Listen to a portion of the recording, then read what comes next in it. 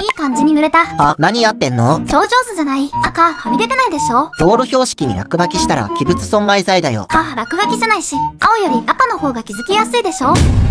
青には OK って意味があるんだよ。赤だと意味が変わっちゃうからダメだよ。情熱的でいいじゃん。標識で欲しいのは情熱じゃなくて情報なんだよ。他に標識ないか探してくる。やめろって。いいの見つけた。次のターゲットは君に決めた。やめろって本当に捕まるよ。もうこの創作意欲は誰にも止められない。完成したら送るね。できた。マリオのブロックじゃん。これは目立つでしょ？色も変えてないしバッチリ。マークにも意味があるんだよ。これだと30メートル先通れないってなるから。めっちゃうるさいんだけど。もうやめろって。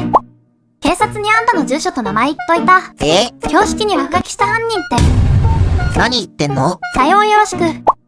警察来たんですけど。事情聴取で LINE 全部見せたら、お前が全てやったって証拠になったよ。特大ブーメランオツ。